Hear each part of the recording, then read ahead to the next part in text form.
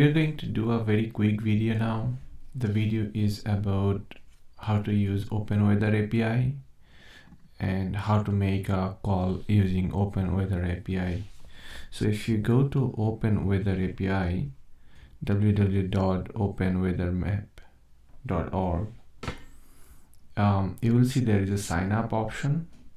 So you can use your username and password if you have already account. If you don't have, you can create an account over here by clicking create an account, and then you will be fine, right? So here is the account option. You can create your own, and in my case I have my account open already, so I'll just sign in. So if you sign in, you will land in this page, right? So when you land in this page, there's a guide. They talk about how you should use this one and things like that. So they have their own pricing plan, which is not needed for your practice purpose. So you can see for 60 you can make 60 calls per minute and around 100,000 calls per month without any fees. So for your testing purpose, for your learning purpose, this is more than enough, right?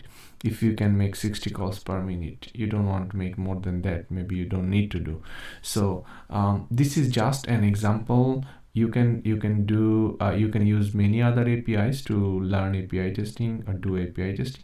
But this is to only show you that we gather information from various sources, right? How can we gather information from various sources, right? Using APIs.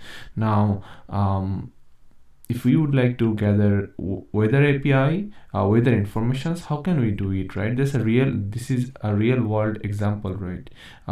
You would like to build a weather API. Maybe you would like to import weather in your own website, things like that. How can you do it? So there are bunch of services, bunch of companies, they sell these APIs like them. So they are actually selling API. Through API, they're selling their data, the weather data, right?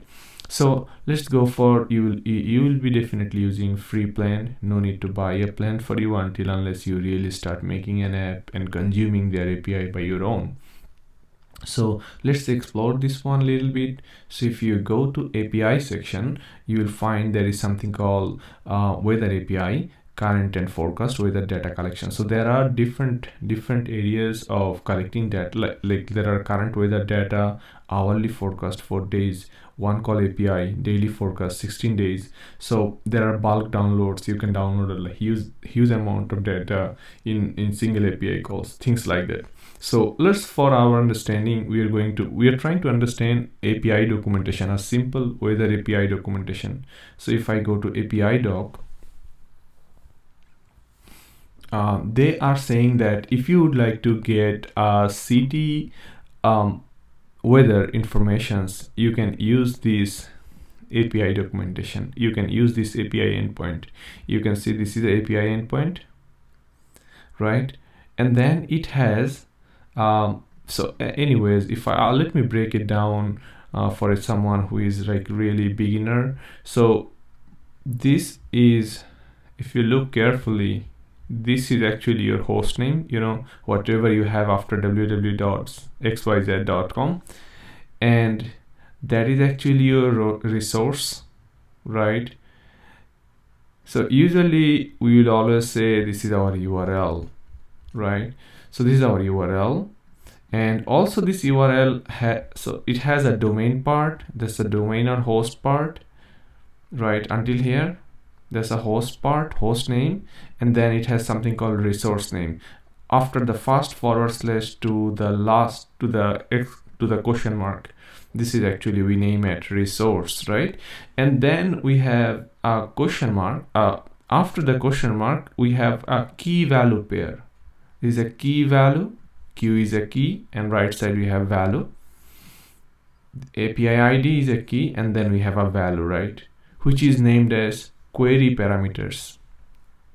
So as a simple API, as you know, we have a part called host name, we have a part called then resource name, then we have part called query parameters. So this is a simple, very simple API and very easy to use. So if you copy this, let's take it this way, easy. I can copy all of them together in Postman. If I copy all of them to, if I copy full, right, if I say copy and then I go to Postman, right? So where is my Postman?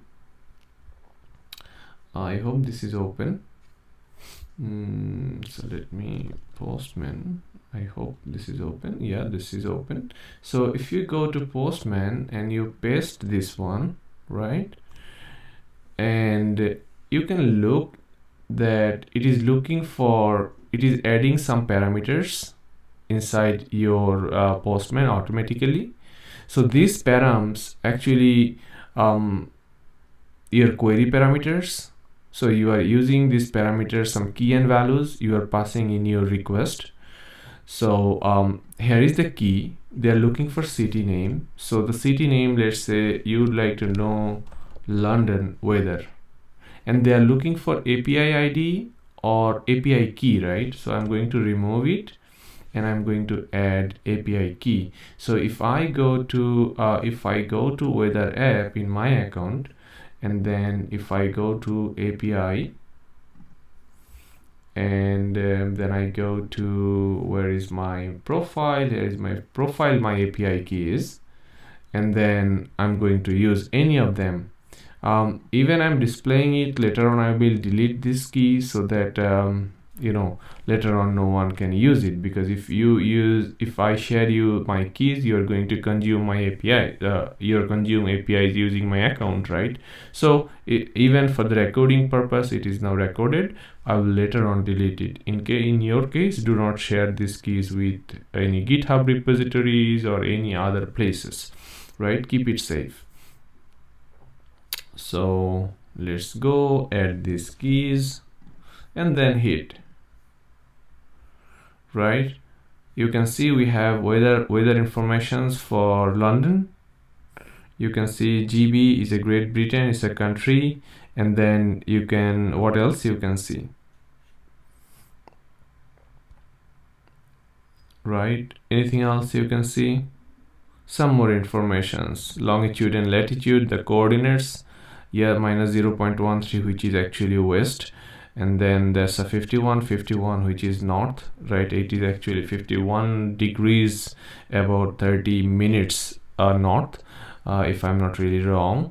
That might be ID for, I don't know, we need to read the documentation to know more information about it. And then you can see the temperatures, feels like, minimum, maximum, pressure, humidity, visibility, speed, and things like that. All about the information of the country, of the city named London. I don't know, I can find for New York, not, I can try New York. Oh, actually the city name is not found. It should not take any space. Oh, if I give any space, it works, right? So city name is New York. Then you can see the New York weather at present, minus 74. Actually we are in west, and there's 40 degrees north, that's why it's plus, and looks like rainy and things like that, right? So you have learned how to use it. I will do recap one more time and one more another way to, you know, read this one. This time I copy pasted everything and I used their you know, I used complete URL, but I didn't build the URL from the scratch. So I will just one more time show you how to build this URL,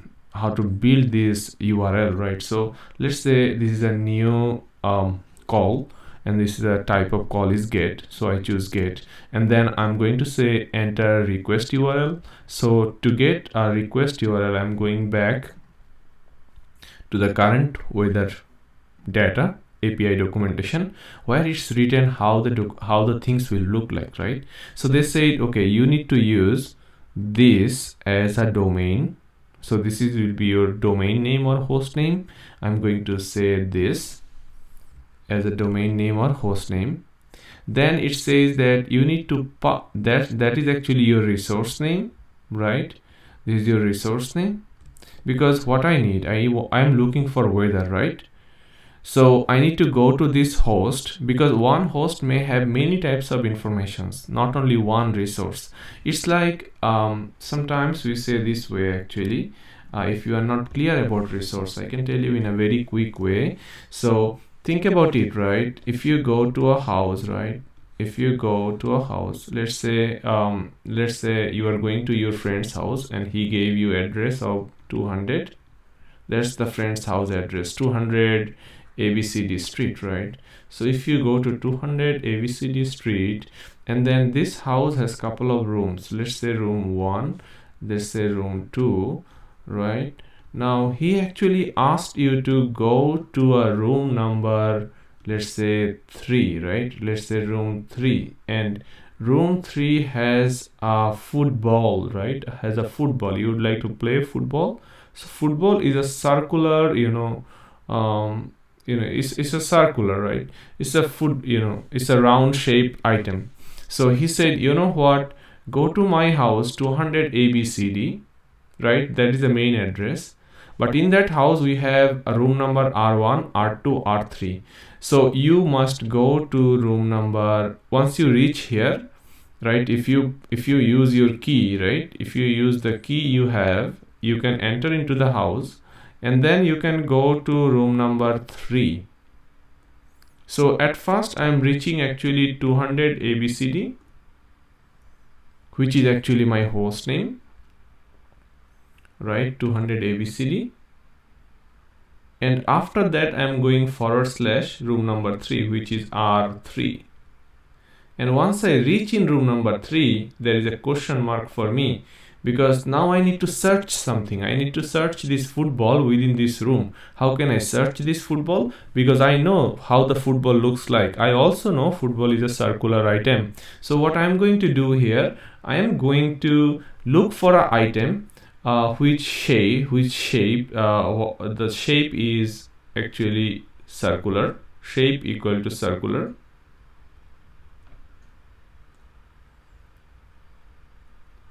Circular, sorry, no space, right?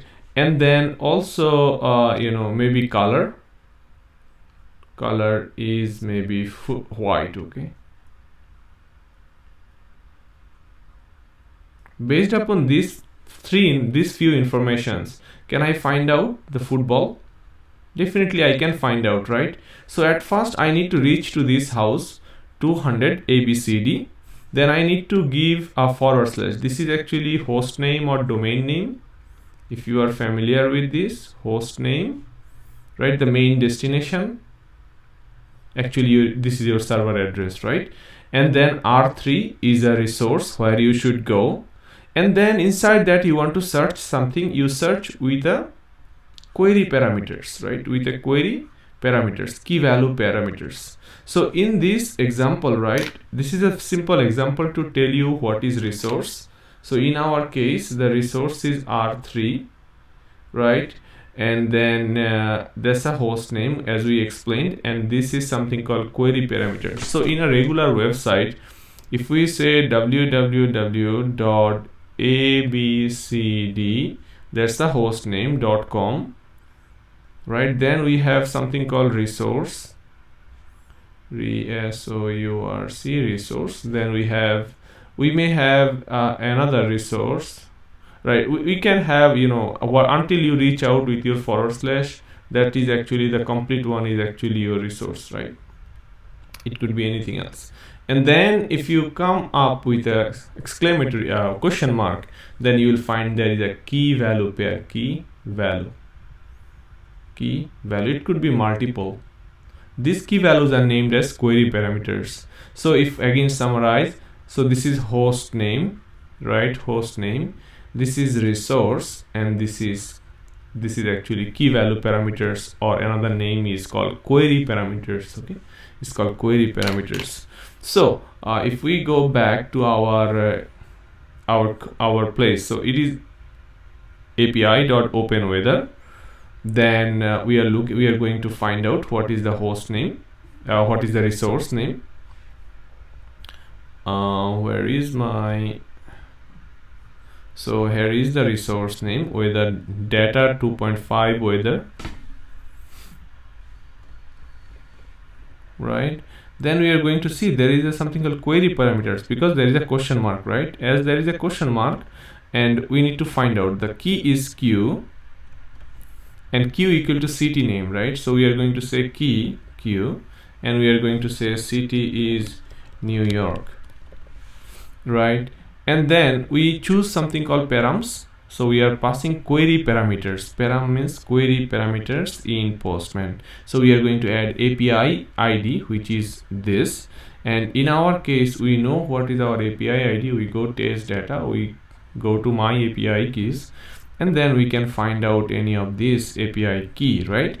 And then we are going to add that API key over here, and we should be perfectly fine. Let's send a call. Now query parameters always go to your URL, right? Even we added in the param section, it directly went to the URL, right? So you can directly add in the URL if you know how to do it. It's a smart way to do it. But if you are beginner, you are just trying to learn it, so it is easy for you to do it this way, right? You use a Postman, you use a param section, and you use key and value option. So then you hit a send button, you should see the weather or weather information of New York. So that's a very still it took a little bit longer time, but that's it. How to use Open Weather API, and through that how can you use your API ID, which is your token, and you can call by city name, even you can call by ID name. So I suggest you to read more about this API documentation. That will help you to learn how to read API documentation. What I didn't do, see, they have clearly explained you what Q stands for, and this is required. API ID stands for what? It has the explanations, then it is a required field, you must put it. Mode, it is optional. Units, optional. These are all parameters, which means query parameters, right? The param section we added, right? Then you can make a call. And what else they have? They also have a example API call. If you expand this section, they say this is what you are expecting to get back, right? If you make a call, this is what you are expecting. So that's your documentation place, right? That's your place from where you get the real, what you expect out of this call, right? Then you can compare with your real call in order to conduct a thorough API testing.